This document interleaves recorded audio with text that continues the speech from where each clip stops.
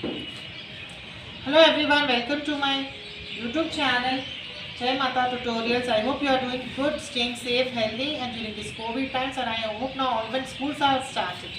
And I wish everyone like you need to attend the classes regularly and try to go to each and every content whatever is going through the syllabus, and try to get the content and try to do well in your coming exams.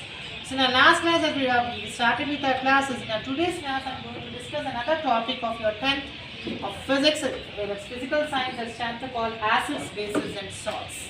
So generally children, like from your earlier classes you started learning about these acids, bases and salts.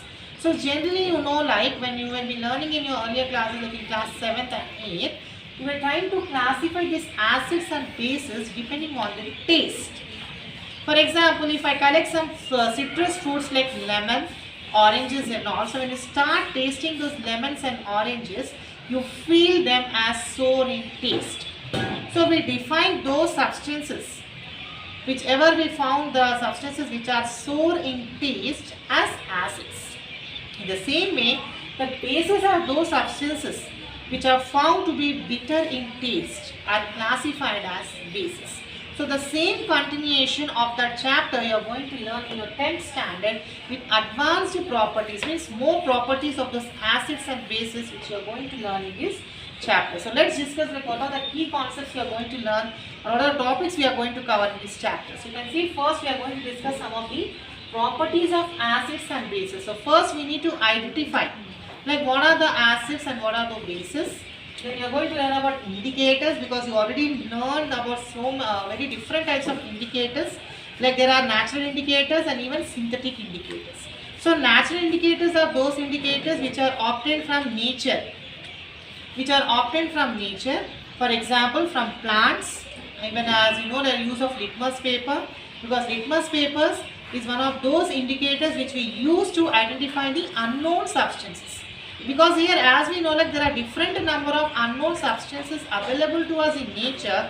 So these unknown substances need to be identified by use of indicators. So what are the indicators here? The substances which shows the change in the color. When they change the color either in acidic or basic, solutions are called as indicators. So those are indicators you need to learn. And even you know about the reaction of acids. So when acids reacts with metals, what kind of reactions takes place, that we are going to learn. Then what are the reaction of acids with metal carbonates, then pH scale and its applications, then water of crystallization and salts and its uses. So these are some of the topics which we are going to cover in your chapter of acids, bases and salts. So let's start with first, like what is acid.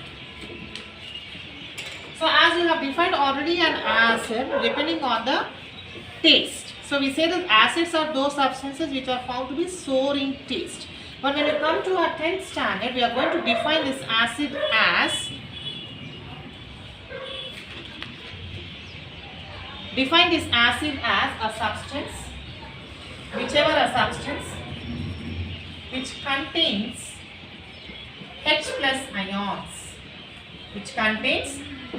ions, in the state are called as acids. For example, if I write hydrochloric acid, you know hydrochloric acid, no child? So what is hydrochloric acid? What is the formula of hydrochloric acid? It's HCl. So you can find here, this is H plus ions and this is Cl minus ions. In the same way, if I write nitric acid, you know the formula of nitric acid? Yes, what is nitric acid? It's HNO3. So again you can find it's H plus ions. So in this way, the substances whichever contains hydrogen plus ions, because as we know that hydrogen contains positive ions. So hydrogen plus ions in their state are called as acids. Then when you come about base, so how do you define a base then? A substance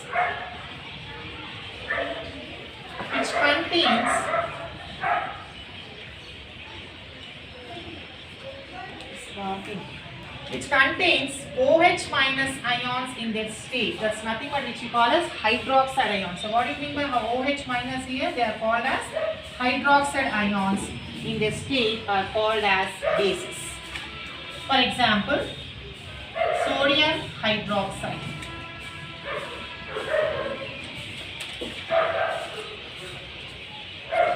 contains hydroxide ions, OH minus ions are called as bases. Then example, like sodium hydroxide. So when I write the formula of sodium hydroxide, you can see NaOH. So again you can find here hydroxide, OH minus ions. In the same way, if I write potassium hydroxide, so again you know the formula of potassium hydroxide, it's KOH. It's KOH. So you can again find the hydroxide ions as nothing but OH minus ions. So the presence of hydroxide ions, that's nothing but OH minus ions in this state is called, we define those as bases. So I think now you have been very much clear with the difference between acid and a base. So what are the acids here?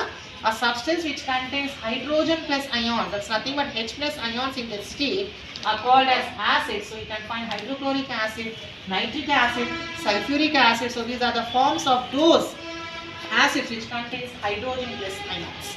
In the same way, when you define a base, base is a substance which contains OH minus ions, those hydroxide ions, where you can find sodium hydroxide, potassium hydroxide are the examples for those bases. Then next when you go for indicators, so as I was been discussing and saying you about this, indicators are nothing but, indicators are those special substances which try to identify the unknown substances and try to classify them as acids and bases.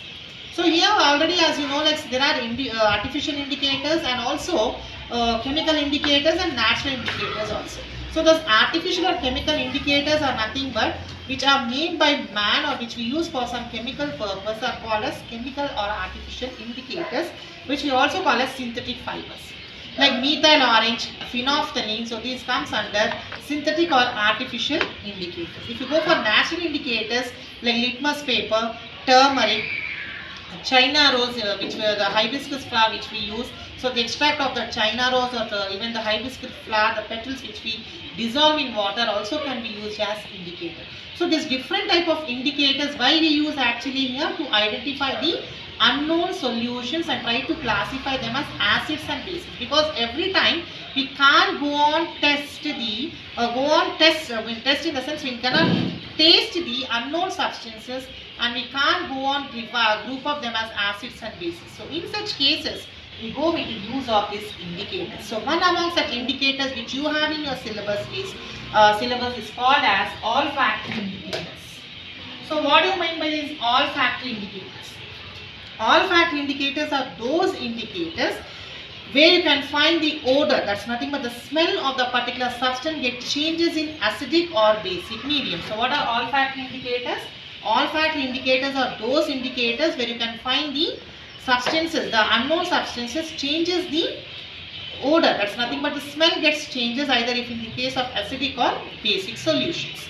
So you can go with different olfactory indicators as examples like vanilla essence, vanilla essence, clove oil, onions. So these are the olfactory indicators which we use to identify those unknown solutions of acids and bases depending upon the smell. That's the reason here we say them as olfactory indicators. So these olfactory indicators are those indicators where you can find the substance gets changes with the state of their odor. The odor gets changes when it interacts with different unknown solutions, where we try to classify them and identify them as acidic or basic solutions. So this is about like indicators which even you have an activity which you can go through it.